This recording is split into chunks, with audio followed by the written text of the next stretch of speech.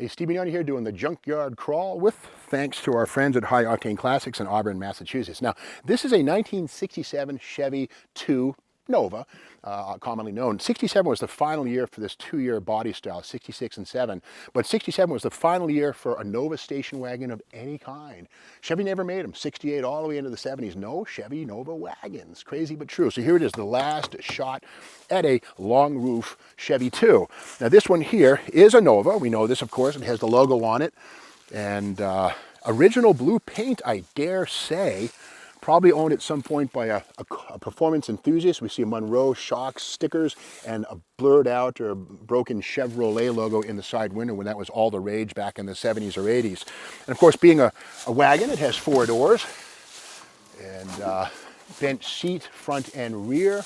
Rust has definitely taken its toll on this one, but this is a special one, very uncommon car. Why? Well, we start with the front fender, and we see right here the remains or the stain of a V8 logo. Now keep in mind, while you could get a 327 in a Nova hardtop or non-wagon, you could not get the 327 in a wagon, 283 only. But again, a V8 powered wagon like this is pretty cool, but even cooler than that is what we see inside. A clutch pedal, okay, and a floor hump. This is a factory 4-speed Chevy Nova station wagon. Now here's the thing, that was a $184 option, and in 1967, a total of 6,058 Chevy 2s and Novas came with a factory 4-speed. The vast majority of those were coupes, right? So if you think that maybe 1 in 20 of those 6,058 4-speeds wound up in a wagon, that would make this one of like 600, and I dare say it's probably way less than that. A 283 4-speed wagon. Here it is. Now, of course, the Chevy Nova, drum brakes on these things. Disc brakes would not appear in this styling cycle. And here's the engine bay, which is kind of problematic if you're into high performance. These have these coil springs inside these massive towers. So putting a 396 or a 409, which was done, into one of these things involves major surgery. In fact, Bill Thomas Chevrolet in Anaheim, California sold something called the Instant Funny Car Kit.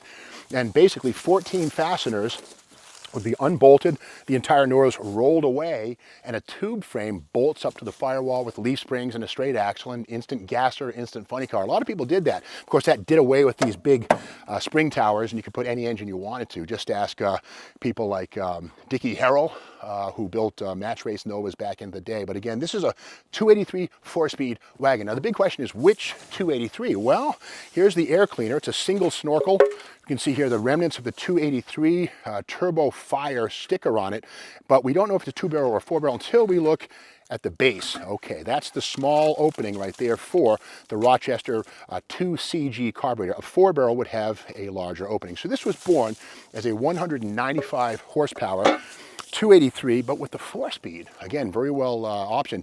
Now, the thing of it is, there was a 3-speed manual possible as well, but they were always column shifted. When on a Nova like this, when you see a shifter on the floor, somebody ordered the 4-speed.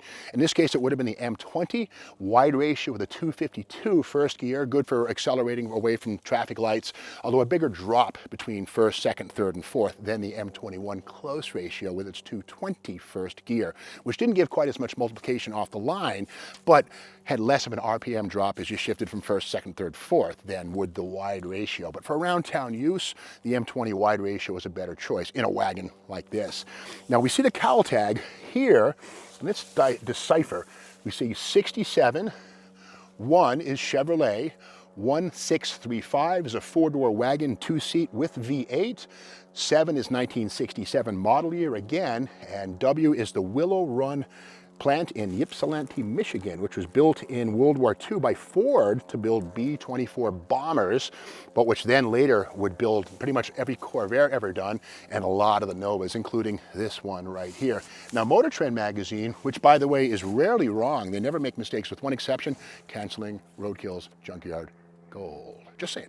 But this is Motor Trend right here, July 1966. I was 2 years old in July of 1966, but here's all the new stuff. This is Chevy's answer to Mustang. Look at this thing right here. They called it the Panther. Yeah, that's the Camaro, just around the corner, but here it is as a sort of a secret. Motor Trend breaking the story. But inside is a cool road test of a 327 Chevy 2 Nova. And here it is right here. We can see the fenders have the V that we see on this 283 car, but that little thing on top, that's the 327 logo that was added, and that of course tells you it's a super sport. Now the 327 in these things made 275 horsepower. There was the L78, the 350 horse 327, but maybe 5 or 6 were built in 67, far more in 66. But here we have assembly plants we can find. After our third quarter-mile pass, we noticed water shooting from between the hood and fender line. Apparently this was a manufacturer car, and it says here, the upper radiator hose had a hole sawed clean through it. Water was pouring onto the alternator cooling fins, which in turn were spinning the water out toward the hood and fender. Investigating further, we found that upon acceleration, when the torque of the engine caused it to move down on the right and up on the left, the alternator's fins would come into contact with the hose and bite it with highly deleterious effect. Kind of weird. We'll get back to that in a second, but this article is interesting in many ways. Here we have some shots. This is, again, a manufacturer. See the MFG. This is a Chevrolet a fleet car, or a press car, there you go, and MFG means it came from Detroit. It was meant to be shown to magazines. But here's the 10-bolt rear axle with the 275 horse 327. The 12-bolt would have been had in the L79s. Here's the smog pump, California spec. But something kind of weird. This is the 275 horse single exhaust, not duals on this 4-barrel 327. But look at this. The pipe comes out here. That's a resonator. That little thing right there, that's a resonator. Try and find that exhaust system today. Good news is companies like Gardner do make 100-point exhaust systems for strict restorations. A couple of Flowmasters and dual pipes don't cut it on a 10/10 restoration. So if you're building a 327 4-barrel 67 Nova restoration, you need that single exhaust with a resonator on it. Just saying. But again, this is a great example of how most 4-speeds were utilized in Chevy 2s, not in wagons like this thing here. Coming further down the side of this puppy, it's been hit pretty hard right here. That might have been a death blow. I don't know. That might have also happened while it was here in the yard. A lot of times, skid loaders and buckets and stuff are used to sort of bang the cars around.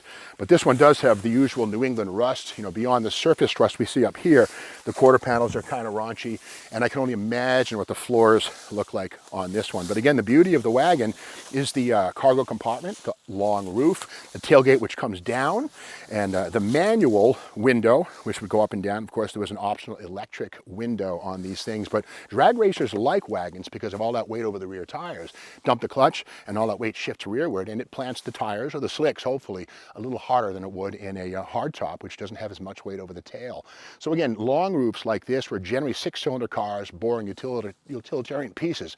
But you have to wonder who owned this and why they ordered the M24 speed with the 283 2-barrel in this wagon. I'm sure they probably talked with their salesman, can I get the 327 even on special order? But no, Chevrolet did not put 327s in these wagons in 67. They should have, but again, the 283 was as good as it got with 185 or 195 horsepower. Not a bad figure. But with that said, this is a rare wagon, like maybe 1 in 500, maybe less, don't know. But that's the story of this sleeper 4-speed V8 wagon here in the junkyard. Be sure to subscribe to the Steve Maggs YouTube channel, ring the bell so you have an update on tomorrow's video, and we're here every single day in the junkyard. We'll see you tomorrow.